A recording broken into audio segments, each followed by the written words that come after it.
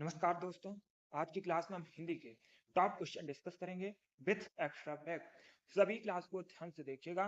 जो extra fact आपको बताए जाएं उनको भी ध्यान से सुनिए, क्योंकि परीक्षा में उनसे भी क्वेश्चन सकते हैं। ये सभी टॉप के क्वेश्चन होंगे, इंपॉर्टेंट क्वेश्चन होंगे। कुछ ऐसे प्रश्न हैं जो कई परीक्षाओं में पूछे जा चुके हैं, तो ये क्लास आपके लिए इंपॉर्टेंट रहेगी। एंड क्लास के अंत में अपना स्कोर जरूर बताना कि आपके कितने क्वेश्चन सही हुए। डेली क्लास होती है, सभी लोग डेली क्लास को ज्वाइन कीजिए हिंदी की, फिर देखिए आपकी तैयारी कितनी बेहतर होती है। चलिए शुरू करते हैं आज की क्लास।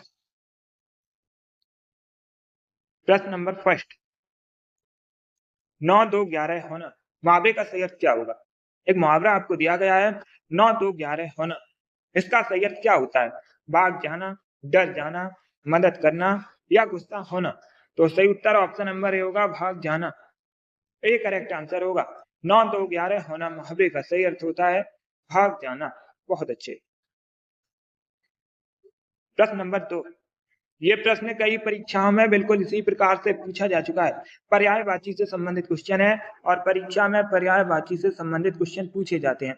हवा का निम्न में से पर्यायवाची क्या है? वायु, जल, धरती या फिर आकाश। तो ए करेक्ट आंसर होगा वायु। हवा का पर्यायवाची है पवन, हवा का पर्यायवाची है, तो सही उत्तर क्या होगा? वायु करेक्ट आंसर होगा। प्रश्न नंबर 3, कठोर का विलोम क्या होता है? डेली क्लास होती है, सभी लोग डेली क्लास को ज्वाइन कीजिए। बहुत अच्छे। कठोर का विलोम क्या होता है? कठोर का विलोम होता है कोमल। ए करेक्ट आंसर होगा कोमल। प्रश्न नंबर 4, ये इंपॉर्टेंट क्वेश्चन है, बहुत सी परीक्षाओं में बिल्कुल इसी प्रकार से पूछा जा चुका है, आपके भी एग्जाम में पूछा जा सकता है।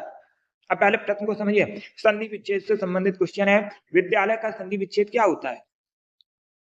क्वेश्चन पूछा गया है, विद्यालय का सही संधि विच्छेद क्या होगा? तो ए करेक्ट आंसर होगा विद्याधनालय। विद्यालय का संधि विच्छेद होता है विद्याधनालय।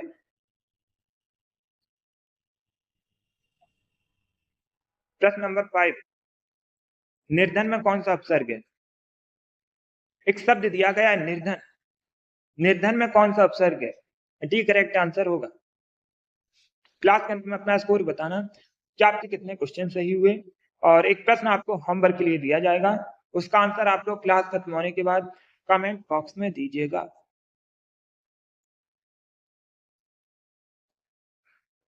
प्रश्न नंबर 6, वाक्यांश के लिए एक शब्द बताइए जो सब कुछ जानता हो, उसे क्या कहते हैं? जो सब कुछ जानता है उसके लिए एक शब्द क्या होता है? ज्ञानी, सर्वज्ञ, विशेषज्ञ या फिर कृतज्ञ। इस प्रकार का ऑप्शन है, तो बी करेक्ट आंसर होगा सर्वज्ञ करेक्ट आंसर होगा। जो सब कुछ जानता है उसके लिए एक शब्द होता है सर्वज्ञ। बी करेक्ट आंसर होगा। प्रश्न नंबर 7, फिर से मुहावरे से संबंधित क्वेश्चन है। परीक्षा में मुहावरे और लोकोक्तियों से संबंधित क्वेश्चन पूछे जाते हैं, इंपॉर्टेंट टॉपिक है। देखिए, नाक में दम करना मुहावरे का सही अर्थ क्या होता है? नाक में दम करने का सही अर्थ क्या होता है?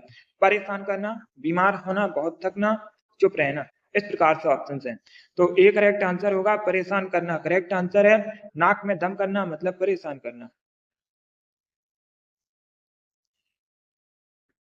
प्रश्न नंबर 8, आयात का विलोम क्या होता है? अगर कोई क्वेश्चन आपको नहीं आता है, उसे नोट डाउन कीजिए, फिर जब आपको टाइम मिले तो उन प्रश्नों को रिवाइज कीजिए। इससे आपकी तैयारी और अच्छी होगी हिंदी की। आयात का विलोम होता है निर्यात। ये करेक्ट आंसर होगा।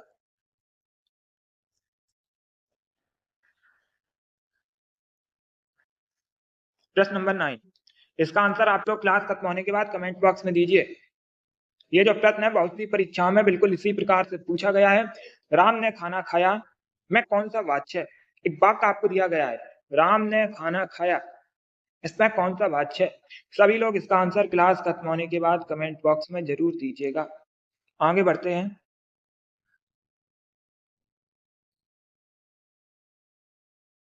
प्रश्न नंबर 10, अनुकूल का विलोम क्या होता है? प्रतिकूल, सुकूल, कुकूल या फिर संकुल। तो ए करेक्ट आंसर होगा अनुकूल का विलोम होता है प्रतिकूल। ए करेक्ट आंसर होगा।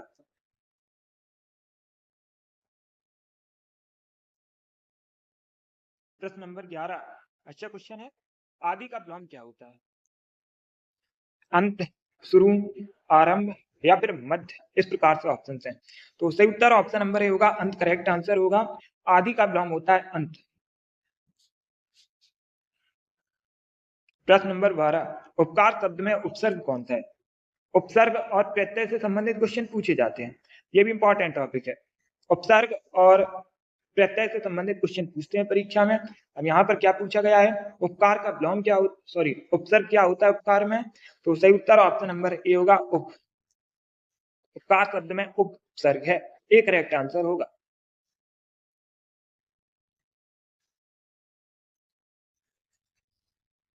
प्रश्न नंबर 13 अक्ल पर पत्थर पड़ना, इसका अर्थ क्या होता है? बुद्धि भ्रष्ट हो जाना, चोट लगना, मूर्ख बनाना या फिर गुस्सा होना, इस प्रकार से ऑप्शन हैं।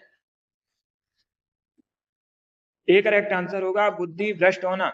अक्ल पर पत्थर पड़ना मतलब बुद्धि भ्रष्ट होना, तो option number A correct answer होगा। प्रश्न नंबर 14 निम्न में से कमल का पर्यायवाची क्या है? कमल का तो पर्यायवाची बहुत सी परीक्षाओं में पूछा जा चुका है, ये भी इंपॉर्टेंट क्वेश्चन है। नीरज, आग, हवा, पत्थर, और सरल क्वेश्चन भी है, एक करेक्ट आंसर होगा नीरज। कमल का पर्यायवाची होता है नीरज, तो option number A correct answer होगा।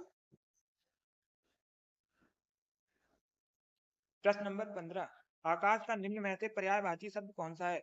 नभ, अग्नि, जल या फिर धरती, तो ए करेक्ट आंसर होगा नभ, आकाश का पर्यायवाची है।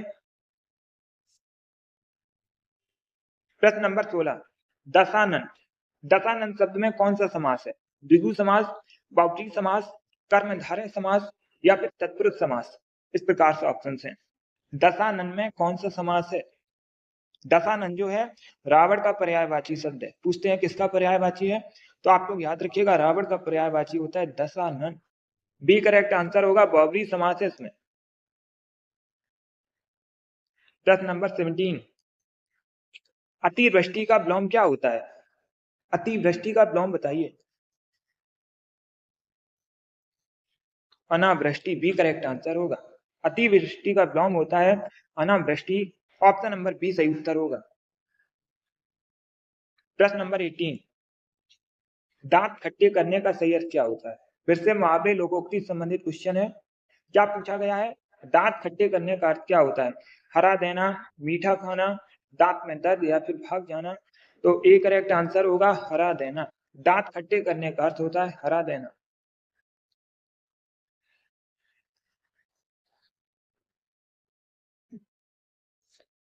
प्रश्न नंबर 19 अब देखिए प्रश्न को समझिए पहले। जहां एक शब्द के अनेक अर्थ हों वहां पर कौन सा अलंकार होगा? जहां पर एक शब्द के अनेक अर्थ हों वहां पर कौन सा अलंकार होता है? श्लेष, यमक, उपमा या फिर रूपक, तो एक करेक्ट आंसर होगा श्लेष अलंकार। आप लोग याद रखिएगा जहां पर एक शब्द के अनेक अर्थ हों वहां पर होता है श्लेष अलंकार, एक करेक्ट आंसर होगा। प्रश्न नंबर 20 आज का लास्ट प्रश्न है। सुख दुख में कौन सा समास है? सुख दुख में समास कौन सा है? द्वंद्व समास, कर्मधारय समास या फिर अव्ययीभाव समास, तो बी करेक्ट आंसर होगा द्वंद्व समास करेक्ट आंसर होगा। सुख दुख में द्वंद्व समास है, तो option number B correct answer होगा। चलिए दोस्तों आज की क्लास में हमने हिंदी के 20 टॉप क्वेश्चन डिस्कस किए। आई होप आप सभी को ये प्रश्न समझ आए होंगे। सो क्लास को लाइक कीजिए, शेयर कीजिएगा, चैनल पर नए हैं चैनल को सब्सक्राइब कीजिए, वाल आइकन को प्रेस कीजिए ताकि सभी नोटिफिकेशन आप तक पहुंच सके। डेली क्लास होती है स्पेशल हिंदी की इस चैनल पर, तो आप लोग डेली क्लास को ज्वाइन कीजिए। एक जो आपको प्रश्न दिया गया होमवर्क के लिए सभी लोग उसका आंसर कमेंट बॉक्स में जरूर बताइए, और हाँ अपना स्कोर जरूर बताना कि आपके 20 में से कितने क्वेश्चन सही हुए। चलिए इसी के साथ मैं आपको मिलूंगा अगली क्लास में। Thank you guys, thank you for watching.